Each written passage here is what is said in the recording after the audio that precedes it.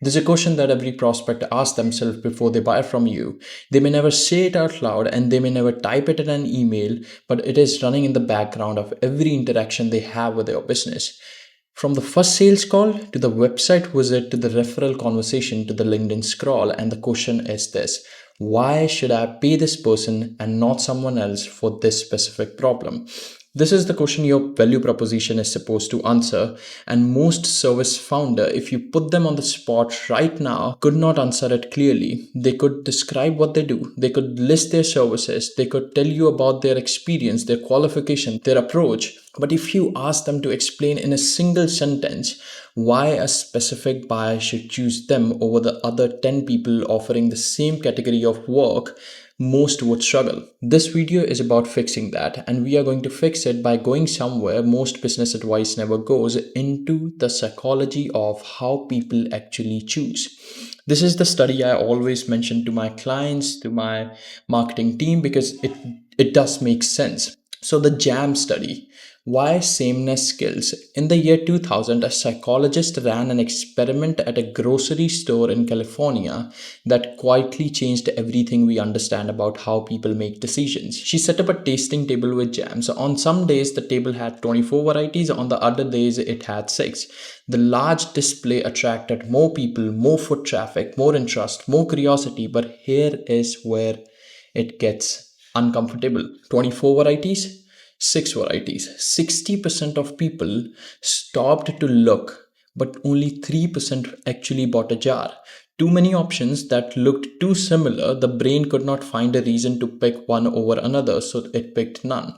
On the other side, 6 varieties, 40% of people stopped to look, 30% bought a jar. Fewer options, each clearly different. The brain could see a reason to choose, so it did. 10% more purchases when the options were clearly different. This is what is happening to your prospects right now. They are standing in front of a 24 jam table and every jar looks the same. We help businesses grow. We are a full service agency. We provide strategic consulting. 24 jars, 24 similar labels, and the prospect walks away without buying anything. Your competitors are not beating you, sameness is beating you. When a prospect looks at you and 4 other consultants and cannot tell the difference, they do not choose the best one, they choose the cheapest one, or they choose nobody at all, or they delay the decision indefinitely, and the data says they choose nobody 97% of the time. Your value proposition is not about being better than your competitor, it is about being so clearly different that the comparison framework breaks entirely. When you are different, you're not one of 24 jams, you are the only jar on the table that matches what the specific person came in looking for. So, the label on the bottle. There is an old saying in business coaching that goes, you cannot read the label from inside the bottle. It is one of those lines that sounds clever until you sit with it for a moment and realize it is describing something genuinely profound about the way human perception works. You are too close to your own expertise to see what makes it distinctive. You have been doing your work for so long that the things which makes you genuinely different feel ordinary to you. They feel like common sense, like, of course, that is how you do it. But they are not common sense. They are your specific way of seeing the world, shaped by your specific experience, your specific failures, and your specific clients. And that specificity is invisible to you because you're standing inside it. Michelangelo, when asked how he created the statue of David, famously said something that reveals the same principle at work. I saw the angel in the marble and carved until I set him free. Your value proposition is already inside your business. You are not inventing it, you are uncovering it. It is buried under years of generic language, under we help businesses grow, under the safe and comfortable category labels that every consultant default to because specificity feels like risk. But here's the thing about Michelangelo's process. He did not add marble. He removed it. He carved away everything that was not the angel, and what remained was the masterpiece. Your value proposition works the same way. You do not build it by adding more claims, more adjective, more words. You build it by striping away everything generic until the only thing left is the truth about what you specifically do, for whom, and why it works. The founders who struggle most with their value proposition are usually the ones with the most experience. Their expertise has become so deeply embedded that they cannot no longer see the edges of it. The thing that makes them brilliant is the thing they think is obvious. It is not obvious, it is rare. They just cannot see it from the inside. Why different gets remembered. In 1933, a study was published that uncovered something fundamental about human memory. Researchers presented people with lists of items and found that when one item in a list was distinctly different from the other, it was dramatically more likely to be remembered. A red word in a list of black words, a number in a list of letters, a picture in a list of words, the different items stuck. The similar items blurred together. This become known as isolation effect, and it operates in your prospect's brain every single day, whether you are aware of it or not. Just keep in mind, the brain does not remember the best, it remembers the different. When a prospect evaluates you alongside four competitors, the brain is running the isolation effect in real time. The consultant who sounds similar blur together into a single undifferentiated mass, while the other one who sounds distinctly different stands out, sticks in memory, and becomes the reference point against which everyone else is measured. This is why better is a losing strategy and different is a winning one. Better is a claim, and claims can be made by anyone. Every single one of your competitors says they deliver better results, providing higher quality, and go above and beyond. When everyone claims to be better, the word loses all meaning. Different, on the other hand, is a fact. It is verifiable, it is specific, and most importantly, it is memorable because the isolation effect guarantees it. Your value proposition is your isolation moment. It is the thing that makes you the green circle in a row of gray ones, and if you cannot articulate what that thing is, you are the gray one, blending into the background of your prospect's memory. The three bones of a value proposition that works. A real value proposition, one that actually does the job of making you the obvious choice for the right person, that has exactly three structural elements. Think of them as the bones of a skeleton. Without all three, the thing collapses. With all three, it can carry weight. First, it names who you help, a specific type of person or company described in language they would use to describe themselves. For example, solo HR consultants doing 150 to £500,000 who grew through referrals and have hit a ceiling. That is a who. Businesses is a category. When you name the who specifically, the right person reads it and thinks that is me. Everyone else moves on. Both outcomes are correct. Second, it names the specific problem you solve, the real named felt thing that keeps your client up at night. Describe the way they describe it rather than the way you would describe it in a proposal. They are getting clients from referrals but have no control over when the next one comes. They know that if referrals dry up for 2 months, they are in trouble. That is a problem. Helping with growth is a pamphlet. Third, it names how you are different. Different rather than better.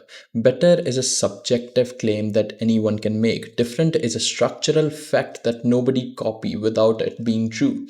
We built a LinkedIn first demand generation system that creates inbound conversations so they never have to do cold outreach. That is our answer of how that is genuinely different. We provide best-in-class marketing solution is a sentence that means nothing because it could be said by 10,000 agencies and be equally true for none of them. When all three bones are in place, the value proposition stops being a marketing line and starts being a filtering mechanism. It attracts the right people, repels the wrong ones, and gives every prospect a clear and specific reason to pick you over the alternative. When one or more bones are missing, you default to competing on price, personality, or luck, and none of those are sustainable. This is an example of what that value proposition line can look like. I help specific person solve specific problem by specific method so they get specific outcome. Let us see what this looks like in practice. Before, we help businesses grow with better marketing. This is what a load of shit looks like. After, which is after value proposition, we help HR consultants stop relying on referrals and build a steady pipeline using LinkedIn without manual outreach. Read them both again. The first one could be said by 10,000 agencies and be equally meaningless for all of them. The second one has a specific person, a specific problem, a specific method, and a specific differentiator, which is without cold outreach. No competitor can copy paste it without lying because it describes a particular way of working for a particular kind of person. Let's look for another example. Before, we are a leadership development consultancy. So what? After value proposition, we train first time engineering managers at Series B startups to stop losing their best developers in the first 90 days of the transition from IC to leader. This is what specificity looks like. The second version passes a test that the first one fails. If a client heard it at a dinner party, they could repeat it verbatim to a friend the next day. That repeatability is what drives referrals because people cannot refer you if they cannot describe you, and they cannot describe you if your value proposition is too vague to remember. Understand this. This is called the art principle. The negative space, what you choose not to do. In visual art, negative space is the area around and between the subject of an image. It is the empty part, the part where nothing is drawn. And here is the thing that separates amateur artists from masters. The negative space is not empty. It is deliberate. It defines the shape of the object as much as the positive marks do. Without negative space, there is no contrast, no focus, no meaning. The Mona Lisa smile is not famous because Leonardo painted a great smile. It is famous because everything around that smile, the hands, the background, the color palette, the gaze, creates a frame of stillness and ambiguity that makes the smile the only thing your eyes can settle on. The negative space forces your attention to the things that matters. Your value proposition works the same way. What you choose to leave out is as important as what you put in. When you say I help HR consultant build LinkedIn pipeline without cold outreach, the words without cold outreach are negative space. They are a deliberate exclusion, and that exclusion does three things at once. First, it tells the right prospect that you understand their aversion to cold outreach, which means you understand them. Second, it differentiates you from every agency that does include cold outreach in their offer, which is most of them. Third, it makes the positive claim, LinkedIn pipeline, sharper and more memorable because it has contrast around it. Most founders are terrified of narrowing their value proposition because they think they will lose potential client, and they will. That is the point. The clients they lose are the ones they should never have been working with in the first place. The ones who were mediocre fit and would have been difficult to serve, slow to pay, and unlikely to refer. The clients they keep are the ones who read the value proposition and felt like it was written specifically for them. Those clients pay more, stay longer, refer more, and are a joy to work with. The negative space is not a sacrifice, it's a strategy. So let's talk about the test you just failed. Here is the test that exposes whether you have a value proposition or a category label. It takes 10 seconds and it is brutally honest.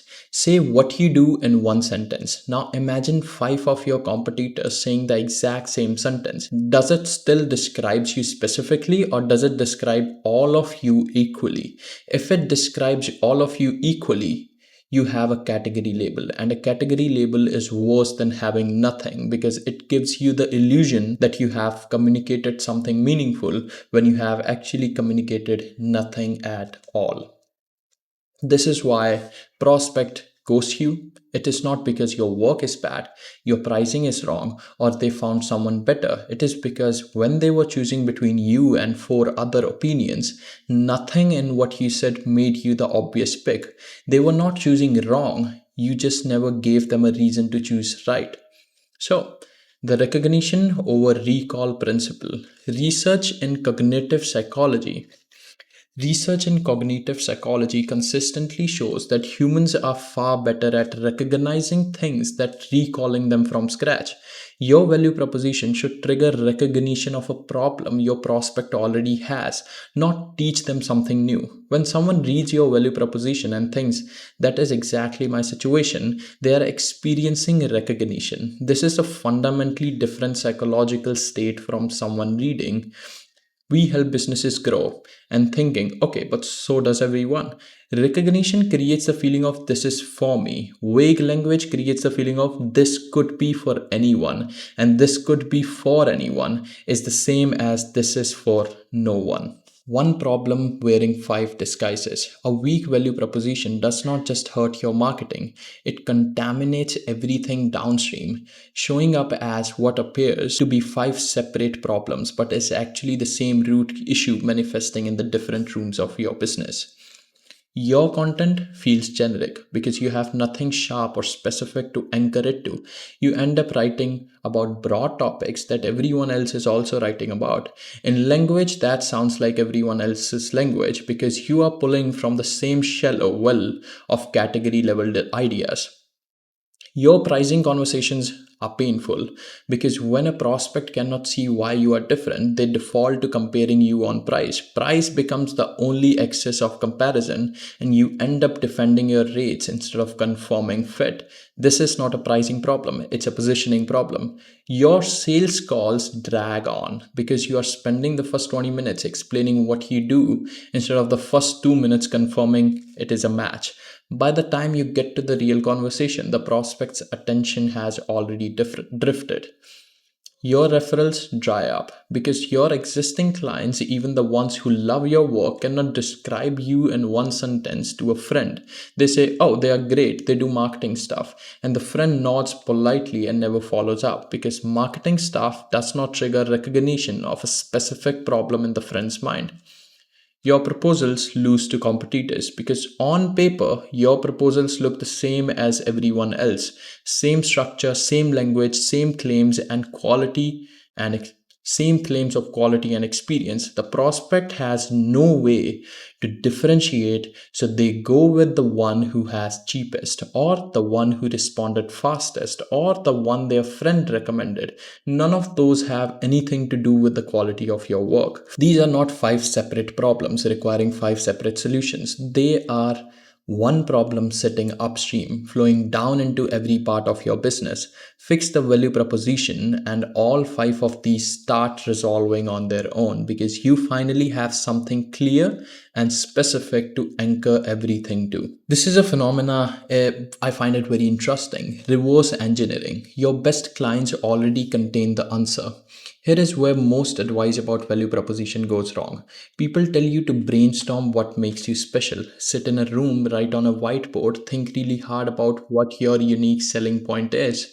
That approach almost never works, and the reason is the label on the bottle problem we talked about earlier. You are too close to yourself to see it clearly. The real method is to do it backwards. You do not start with yourself, you start with the evidence.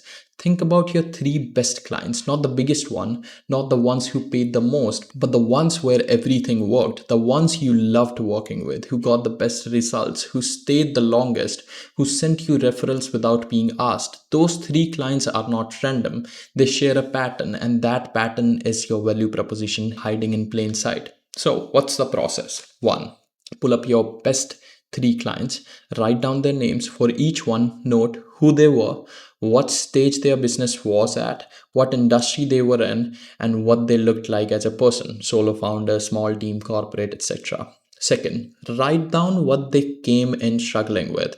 In their words, not yours. What did they actually say on the first call? What was the pain they described? Not the technical problem, but the felt experience of the problem. For example, I'm getting clients from referrals, but I have no control over when the next one comes, and it terrifies me. Is a felt experience. Inconsistent pipeline is your jargon for the same thing. Third, write down what you did and what changed. What was your actual approach? What did you build or deliver? And what measurably changed for them as a result? Be specific. Revenue increased 40% in 6 months is better than they grew. She went from 2 inbound inquiries per month to 12 is better than her pipeline improved. Fourth, look at the three stories side by side and find the pattern. What did all three clients have in common? What was the shared problem? What was the shared approach? What was the shared outcome? The overlap between the three stories in your value proposition, you are not inventing it anymore. You are observing it. Fifth, turn the pattern into one sentence. Use the formula: I help specific person solve specific problem by specific methods so they achieve specific outcome. Then read it out loud. Does it sound like a real sentence a person would say at a dinner party? Or does it sound like a marketing slogan? If it sounds like a slogan, keep cutting until it sounds human. You're not brainstorming, you are forensically examining the evidence of where your business already performs at its best and articulating the pattern you find. The value proposition was always there. You just needed a method to see it from the outside. Fix the one sentence, everything downstream gets easier. This takes about 2 hours if you are honest with yourself. 2 hours, one afternoon, and it is the single highest leverage thing you can do for your business this quarter. Not because it changes what you do, but because it changes how clearly you say it, and that clarity is the thing that turns interest into action. When the one sentence is clear, your marketing gets sharper because you have something specific to anchor every single piece of content. Your sales call gets shorter because the first 2 minutes confirm fit instead of the first 20 minutes explaining what you do. Your pricing conversations get cleaner because prospects are no longer comparing you on price, they are comparing you on fit, and fit is a conversation you win every time. Your referrals start flowing again because clients can describe you in one sentence to a friend, and that sentence triggers recognition in the friend's mind. You did not change what you do, you changed how you said it, and that changed everything. Would love to say a quote by William here: the greatest enemy of communication is the illusion of it. Most service founders believe they have communicated what they do. They have a website, they have a LinkedIn bio, they have an elevator pitch, and because those things exist, they assume the communication has happened.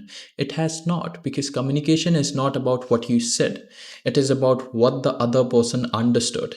And if what they understood is another marketing agency or another leadership coach or another consultant who helps with growth, then what you communicated is nothing. You communicated a category label, and category label are invisible because every one of your competitor has the same one.